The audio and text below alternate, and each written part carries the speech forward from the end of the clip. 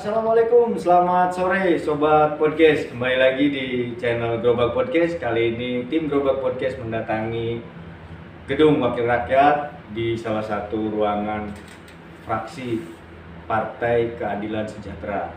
Kali ini kita mendatangi langsung Ketua Fraksi Partai Keadilan Sejahtera DPRD Provinsi Jawa Barat dan juga Ketua Umum PKS Provinsi Jawa Barat, Bapak Haru Suwandoro. Selamat sore, Kang Haru. Selamat sore, Apa kabarnya, Kang? Ya, saya Bapak. Alhamdulillah. Terima kasih, Kang, udah terima kami dari tim Global Podcast untuk bisa ngobrol santai tentang perkembangan politik di Jawa Barat dan mungkin perkembangan dari Partai Akang ya. Ya. Kemarin kalau nggak salah udah melaksanakan Munas, bahkan Muswil juga, dan ada target yang kalau menurut kami, menurut saya pribadi cukup luar biasa gitu kan. Di tengah banyaknya partai-partai saat ini, PKS kembali berani untuk menggait kaum milenial. Kaum milenial ini kan dalam 2 tahun terakhir memang lagi jadi sorotan, lagi jadi yang paling trending lah itu kan, baik itu di dunia politik atau mungkin di bidang-bidang yang lainnya. Nah, mungkin bisa dijelaskan nih Kang Aruf sedikit agar teman-teman milenial yang saat ini banyak menggandrungi dan banyak beraktivitas di media sosial bisa memahami sebenarnya target dari PKS apa sih untuk menggait kaum milenial ini. Ya, sebetulnya memang ini menjadi kebijakan dari pengurus pusat, khususnya dalam Munas kelima kemarin di Padalarang akhir November, bahwa PKS harus berbenah gitu ya. Salah satunya dengan melakukan rejuvenasi, jadi peremajaan gitu. Wih, diremajakan itu kayak bis itu ya Kang ya, diremajakan. Ya, jadi bukan mengganti ya, jadi rejuvenasi kalau istilah dari teman-teman yang kemarin mengusung brand PKS gitu ya, istilah mereka itu rejuvenasi. Kenapa harus rejuvenasi? Karena tadi kita ingin lebih komunikatif, ya, lebih dekat, lebih terbuka, lebih hangat, gitu. Sehingga akhirnya kita mulai dari logo. Tapi tentu saja sudah wanti-wanti teman-teman tim branding bahwa logo ini tidak akan banyak bermanfaat kalau, gitu ya, semua pimpinan anggota PKS tidak betul-betul menghayati gitu pesan dari logo tersebut. Logo ini. Ya, jadi nanti kan akhirnya kehilangan Identitas ya Pak? Ya, kehilangan istilahnya itu ya, aktualisasinya gitu ya. Kita lambang kemana, kelakuan kemana gitu. Jadi harus sesuai dengan platform dan lambangnya sendiri ya. Makanya itu disusun ya, kemarin ada revisi ADRT gitu kan, kemudian revisi logo gitu ya, kemudian juga kemarin kita disampaikan oleh DPP, Ketua Bidang Kepemudaannya Dr. Gama itu merepresentasikan dari kelompok milenial. Harapannya dengan demikian ya, yang diinginkan tadi oleh hasil Munas itu bisa tersampaikan gitu. Apa sih Kang yang diinginkan dari partai sendiri untuk rekrut dari teman-teman milenial? Karena kalau yang saya tahu dan saya lihat PKS sudah banyak kaum mudanya dari sejak lahir partai ini. Hanya mungkin sekarang kan aktualisasi milenial lagi luar biasa ya kan, di kancah perpolitikan juga, di semua bidang juga. Nanti targetnya ini apa memang nanti akan menjadikan wakil rakyat ini milenial semua, atau mungkin kepala daerah juga dari kaum milenial juga gitu. Ya, PKS kan lahir era reformasi ya, 98. Artinya dulu ketika saya awal diajakin masuk Partai Keadilan juga saya lagi milenial. Cuma kan seiring waktu, betul. Ya kan yang milenial anak saya kan. Jadi dari situ kan kita harus tetap ya bisa membangun komunikasi, jangan sampai putus komunikasi sama adik-adik kita yang sekarang milenial. Tentu saja mereka punya style ya. Milenial 20 tahun yang lalu dan milenial sekarang kan beda. Betul. Ya kan. Sehingga dari situ kita merasa kita yang harus menyesuaikan tanpa harus kehilangan identitas. Kalau PKS, kalau kemarin menyampaikan brandnya partai dakwah, sekarang kita menyampaikan ya, PKS partai Islam. Gitu. Yang Islam yang bagaimana? Ya Islam yang rahmatan lil alamin. Yang kemudian juga kita ingin mengukuhkan identitas kita tadi, dasar negara kita Pancasila, kemudian kita Bhinneka Tunggal Ika, ya, dan dari situlah kita berusaha menata Ibu Pertiwi. Jadi sampai Mars dan himne diganti semua ya, di Munas kemarin itu. Ya, cuma jangan jadi kemudian PKS jadi orange ya, enggak. Ya PKS tetap partai orange. Ya brand identitinya tetap putih. Ya. Cuma di logonya sekarang ada aksen ya. Aksennya betul. Aksen warna orange untuk tadi menandai ya semangat yang baru. Harus ini kan milenial saat ini banyak di bidang-bidang tertentu ya, dari mulai entrepreneur bahkan mungkin politisi. Kalau nggak salah teman-teman milenial ini juga agak males juga untuk berpolitik ya. Ada trik mungkin dari PKS buat menggait teman-teman milenial ini seperti apa kan? Ya sebetulnya sudah dimulai dari periode pertama ya, periode sebelumnya ya, periode Soebul Iman ketika jadi presiden PKS. Itu ada program PKS Muda. Gitu. Jadi semua nggak ada yang tiba-tiba, semua berproses. Ya tidak hanya tiba-tiba dalam Munas, enggak, ini berproses. Jadi sudah dari sejak kepengurusan Presiden MSI gitu ya, ada program namanya PKS Muda. Apa itu PKS Muda? PKS Muda itu bukan struktur baru, bukan, tapi satu program yang dipersembahkan untuk anak-anak muda. Apa sih di dalam PKS Muda itu? Yang pertama, kita memberi kesempatan kepada anak-anak muda yang ingin jadi pejabat publik. Silahkan, gitu kan, mau jadi anggota dewan, mau jadi kepala daerah, silahkan. Gitu. Yang kedua, juga untuk yang pengen jadi entrepreneur tadi, silahkan. Kita kan punya jaringan juga pada PKS yang dia aktif di bidang entrepreneur. Artinya nggak hanya ke politik aja gitu ya? Ya susah, nggak mungkin. Milenial ini ya? Nggak mungkin kita misalnya satu partai politik isinya politisi KPI yang ngomongin juga. Betul, ya, kan? Betul. Iya sederhana mah kan, ayo bagian bikin kaos satunya. Ya, ada yang bikin bendera, ada yang nyablonnya kan, nyablon kan gitu ya. Kalau misalnya semuanya politisi, atau susah. Artinya melengkapi ya kan? Ya, jadi kader-kader PKS yang aktif di entrepreneur, yang di profesional juga ada. Gitu. Kemudian yang di media juga ada. Dia dulunya memang aktivis media gitu, ya kan. Dia pernah jadi wartawan, pernah jadi penyiar gitu kan. Dia gabung dengan PKS karena dia punya katakanlah visi yang sama gitu kan. Kemudian juga ada juga dari aktivis dari komunitas.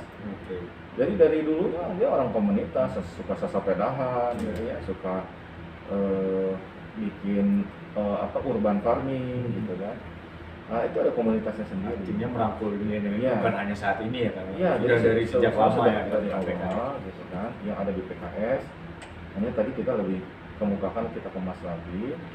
Termasuk juga ada yang aktivis kampus gitu ya, dia memang dosen gitu ya, tapi bukan PNS.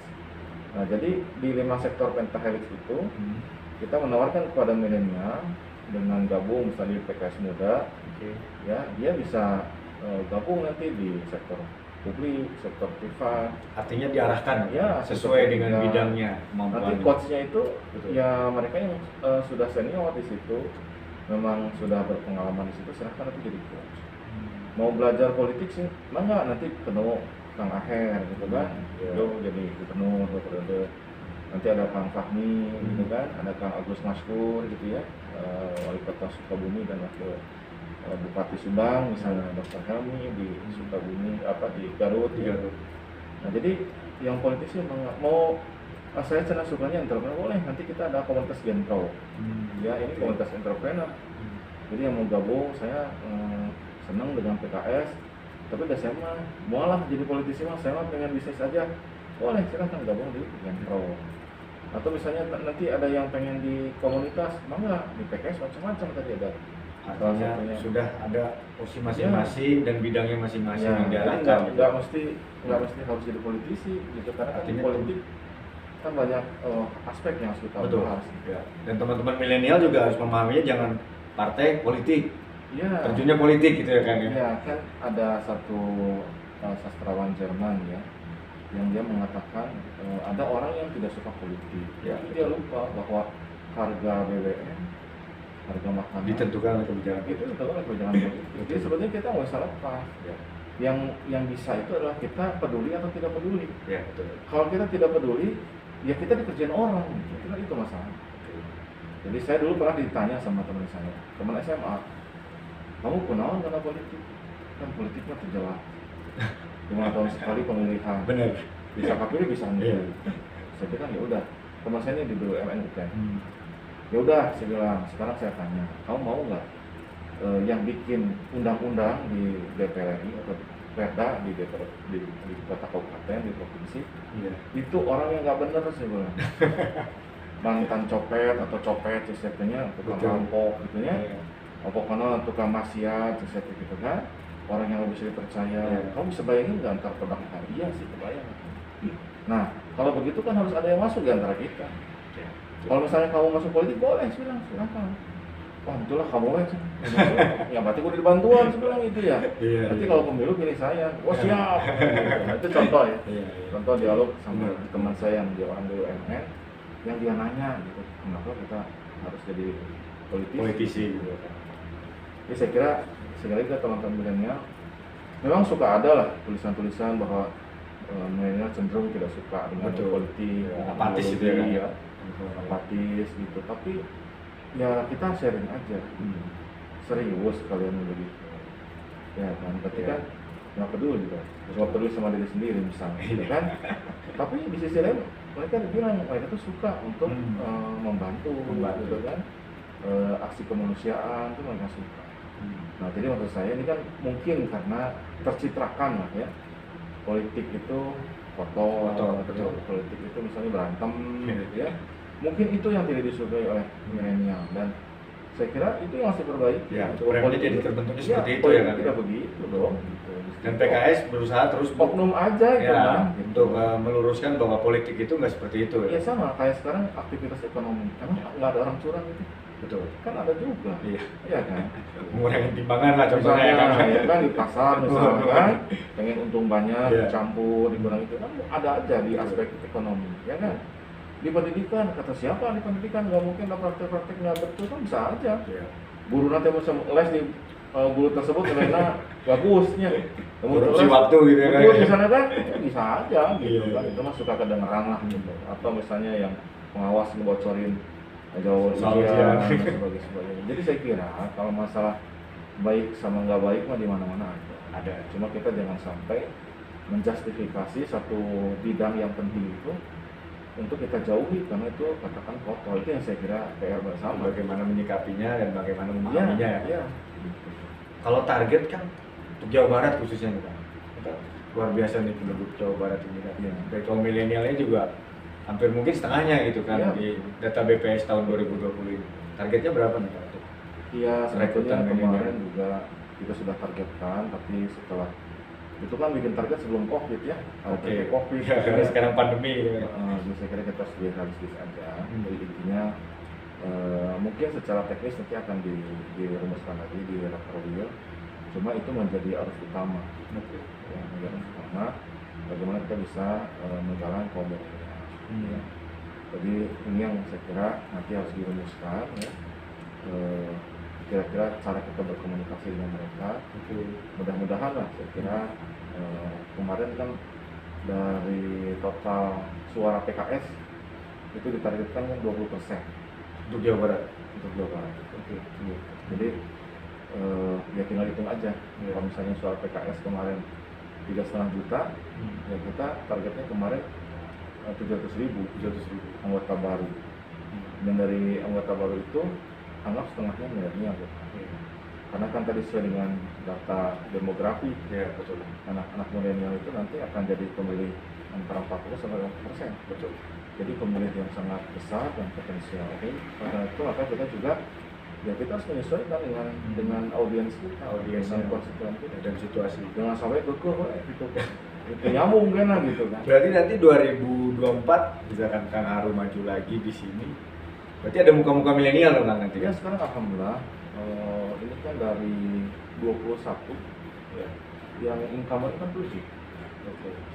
sisanya kan baru semua. Ya, saya Gitu. baru. Ada yang belum pernah jalan keadilan, Sama sekali belum. sama sekali belum pernah. Jadi saya kira ini satu upaya lah dari kita. Jadi pesan Dr. Gamal ke teman-teman milenial adalah kita PKS bukan pengen ngerjain kamu, justru kita pengen kamu punya peran besar. Gitu. Jadi Untuk partai dan untuk bangsa dan negara kita ini. harus jadi subjek, Oke. jangan jadi objek. PKS mengajak teman-teman milenial untuk menjadi subjek. Kalian maunya gimana Ya. menghadapi kondisi bangsa kita Bangsa hari ini, ya kan? Problem-problemnya. Kalian harus jadi bagian dari solusi. Makanya dia sudah mulai merekrut di semua daerah, level kota, provinsi, dan pusat, anak-anak muda PKS yang mendapatkan penghargaan dari internasional, level nasional, level provinsi, level kota kabupaten, lengkap dengan cerita prestasinya seperti apa, Luar biasa. supaya jadi inspirasi Inspirasi bagi kaum milenial yang lain ya kan. bagi anggota PKS yang Betul. milenial dan juga buat masyarakat yang sekarang sedang jadi anak-anak milenial, Oke. bahwa ya kamu tetap milenial, Ya. kamu boleh berpolitik dan kamu tetap berprestasi. Kan ini suka ada bukan anggapan ya, mungkin melihat PKS hanya dimiliki oleh satu golongan gitu ya. Ya, Atau inklusif gitu. Ini Ya. seperti apa nih Kang menyikapinya itu? ya golongan PKS. Cuma PKS-nya kan banyak ya, dari Siap. ormas Islam banyak. Kalau Betul, sholat betul. anak-anak PKS itu pasti gerakannya macam-macam ya. Betul. Ada yang ngajinya di NU, ada Ya, betul. gitu ya, dari atahiyatnya lah gitu Ya. ya kelihatan. Ada yang ngajinya di PRC, Ya. ada yang ngajinya di Muhammadiyah. Iya. Jadi saya kira itu yang saya bisa cerita. Bahwa misalnya di PKS katakanlah sebagian besar nggak merokok, jadi kalau PKS lagi ada acara tuh ngerokok tuh payung misalnya. Ya, karena mau ketika pengajian dikasih tahu, Iya. gitu. Merokok itu pertama merusak dirimu dan merusak orang sekitar. Orang sekitar ya, betul. Dan saya kira anak-anak milenial itu kan sekarang sangat Betul. care sama kesehatan.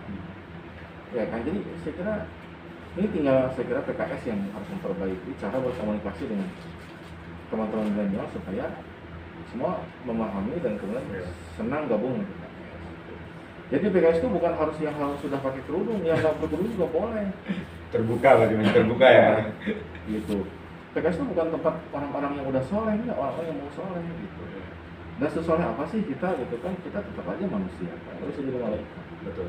Nah, jadi itu image yang barangkali kadang mungkin ada juga yang sengaja kepengen supaya PKS-nya kecil gitu ya, dibilang udah jangan masuk PKS lah, susah itu mah pakai malaikat. Nggak ada malaikat. Ada anggapan sampai gitu ya Kang? Iya, gitu kan malaikatnya nggak bersayap ya. Iya. Kang, ini di masa pandemi secara nasional mungkin secara internasional ya, COVID masih berlanjut, masih sampai hari ini, sampai detik ini. Digerakkan ya Kang teman-teman milenial dari PKS ini untuk mungkin sosialisasi yang 3M aja ini dulu Kang. Iya, jadi alhamdulillah teman-teman PKS muda ya. Selain PKS muda itu ada Garuda Keadilan. Nah, kalau PKS muda itu anak-anak muda yang pengen aktif jadi politisi, ya jadi PKS muda. Ada Garuda Keadilan. Kalau di OKP mah semacam FKPPI gitu. Jadi itu sayapnya gitu, sayapnya dari PKS di gitu ya Kang ya. kader-kader PKS Oke. punya anak, anaknya gabung di Gabung PKS gitu. Boleh nggak anak bukan anak PKS gabung? Boleh. Gitu. Kan PKS juga awalnya orang tuanya belum PKS kan, jadi boleh gitu kan. Tapi Kan udah PKS jadi ikutan ya, ayo. gitu. Nanti ibu bapaknya diajakin gitu kan. Nah kemudian selain PKS muda ada juga Gema Keadilan. Terima kasih Kang. Kalau Gema Keadilan lebih awal. Ini konsepnya pemuda lingkungan. Nah, jadi teman-teman pemuda mereka jalan dengan cara mereka sendiri, ya melalui sosmed, melalui IG, melalui Facebook, melalui semua platform sosmed yang ada, YouTube segala macam. Mereka membantu ya program pemerintah sebetulnya, ya kan. Kita juga di partai politik juga sama menggalang bantuan dari para pejabat publik, anggota PKS, ya kan. Kemudian mendistribusikannya ke yang membutuhkan. Ada bentuknya sembako sembako, ada bentuknya masker, ada bentuknya APD, ya macam-macam. Itu didistribusikan ke Ya, semua sudah. daerah di Jawa Barat ya kan? Ya, jadi alhamdulillah sudah terkumpul ya. Nanti saya kasih datanya ke Arif, akumulasi ya dari Ya. mereka semua itu alhamdulillah sudah kita laksanakan ya dalam rangka itu. Termasuk juga anak-anak muda kemarin punya program sendiri yaitu rumah pangan mandiri, namanya seperti RPM. Ya apa yang dilakukan? Ya budidaya lele, budidaya nila, ya dengan urban farming, ada kangkung, ada bayam, macam-macam. Bertanam di lahan yang kosong, ayo menanam bersama PKS, gitu ya. Dan itu kita tidak hanya dikerjakan oleh kader PKS. Awalnya sih kita nggak banyak ngomong lah, pokoknya bikin aja di pekarangan masing-masing. Nanti orang yang lewat dia akan melihat, oh bagus ya. Gitu. Akhirnya dia minta di tempatnya dia bikin. Ini contohnya. Iya. Jadi itu sudah jalan kan.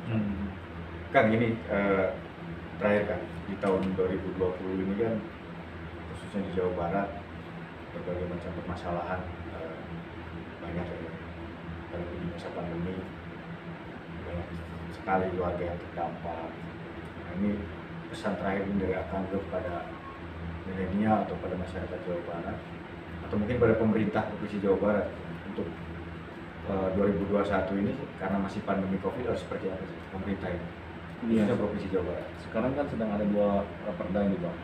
Oke. Pertama tentang revisi RPJMD, yang kedua tentang revisi Perda Terang Tibu. Pertama saya sudah sampaikan ke teman-teman di fraksi PKS agar Terang Tibu ini sebagian besar tentang pendidikan kepada masyarakat, membudayakan di tengah-tengah pandemi COVID itu bagaimana tetap sehat dengan protokol kesehatan. 3M tadi ya? Ya, tindakan kuratif itu terakhir, Oke. karena nggak akan selesai. Ini masalah kompleks. Ya. Yang kedua, kita minta direvisi RPJMD tentang isu ketahanan pangan. Ini RPJMD 2018-2023 Iya, 2018-2023 itu kan direvisi sekarang. Karena jadi nggak relevan. Saya rapat perubahan APBD 2020, saya rapat APBD 2021 itu masih pakai RPJMD yang lama. Jadi ketika bahas dengan OPD yang terjadi apa? Anggaran di dinas saya dikurangi sampai 70%, tinggal 30%. Terus apa yang dikerjakan? Ya program yang lama. Ketika belum ada COVID, walaupun disesuaikan, ya judulnya refocusing aja Ya.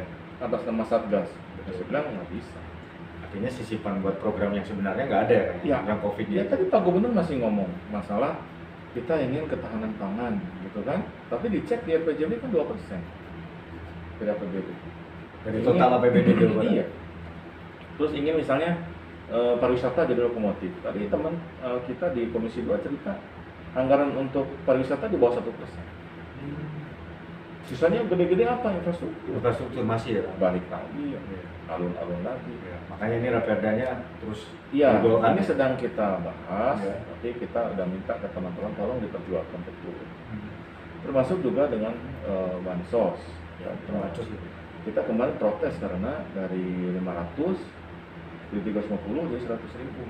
Dari 4 tahap dikurangi jadi 3 tahap. 3 tahun.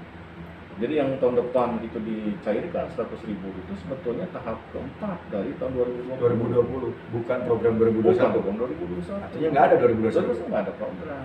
Padahal saya bilang itu pemerintah pusat Masih ada, betul. bikin program bantuan sosial untuk masyarakat. Nah terus Pemprov Jabar kemana? Gitu. Jadi saya kira ini pesan juga buat teman-teman milenial. Ya kita nggak bisa tutup mata tutup telinga. Ya, Kita hidup di cloud kita kan nggak bisa. betul. Iya nggak? Kita kan tetap harus makan. Kita kan tetap harus minum. Betul. Iya kan? Iya. Kita harus ketemu sama orang. Kan nggak mungkin kita pindah semua jadi netizen. Iya. Terus nggak ada di dunia ini kan nggak mungkin. Kerjaan kita download dengar musik kan nggak Betul. bisa, nggak mungkin. Sebenarnya netizen itu nggak tahu siapa kan. Iya.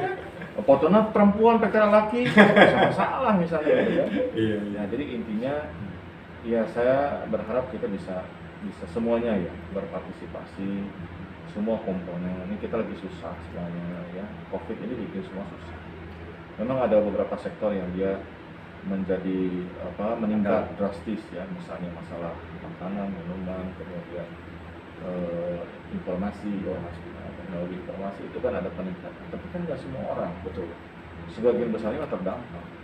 Makanya kita duduk bareng pemerintah, dewan, ya kan, unsur masyarakat, termasuk milenial di dalamnya, para pengusaha, udah kita duduk bareng gimana kita survive. Jadi sokulah pidato terlalu jauh. Kita melompat ke mana? Betul kan? Iya kan? Apalagi situasi masih pandemi. Sekarang ya, ini kan? aja, kita posisi tengkurap. Silahkan Kang Arif nanti nyoba di rumah. Sok loncat gitu, di tengkurap kamu. Pasti bangun dulu ya. Betul kan? Bangun dulu, mungkin kucek-kucek kalau tidur kawan gitu ya. Baru bisa jalan, lari dan melompat. Jadi saya kira ini yang penting ya. Kadang-kadang sok pidato tuh optimis deh gitu ya. Ini kita akan melompat ke mana? Iya. Pesan terakhir dari Kang Haru sebagai ketua fraksi dan ketua DPW PKS Jawa Barat kan di akhir tahun ini, penghujung tahun 2020 untuk Jawa Barat, untuk masyarakat Jawa Barat dan untuk Partai Amanat. Ya, pertama kita sudah melewati ya tahun 2020 dengan segala suka duka. Sekali lagi kita masih dalam pandemi COVID, ya. Kita tidak boleh panik, ya. Kita harus banyak berdoa kepada Allah Subhanahu Wa Taala karena yang bisa mengangkat pandemi COVID ini adalah Allah Subhanahu Wa Taala. Kita tidak boleh panik, tetapi juga tidak boleh menganggap remeh. Ya, sehingga mau pakai masker, ya kan, nggak mau menjauhi kerumunan, gitu ya, menganggap sepele, nggak mau cuci tangan seperti itu, atau merasa kemudian malu ketika kemudian positif. Gitu. Saya kira sebagian besar cerita masyarakat saling membantu ketika ada saudara yang positif terkena. Saya kira satu hal yang luar biasa. Menjadi penyemangat gitu ya. Ya, ada yang ngirim makanan, ada yang ngirim APD, gitu ya, ada yang nelponin kalau ada gejala, gitu ya, ke puskesmas untuk ada swab dan sebagainya. Jadi alhamdulillah kita masih punya yang namanya gotong royong. Alhamdulillah kita masih punya kebersamaan, ya.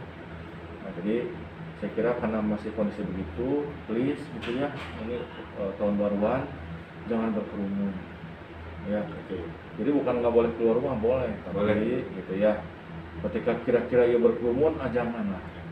Ya, jadi tetap aman gitu ya. Yang penting kita disuruh memohon ampun kalau Subhanahu Wa Taala karena atas kekurangan kita selama 2020, dan kita juga berharap pada pertolongan Allah di 2021. Amin.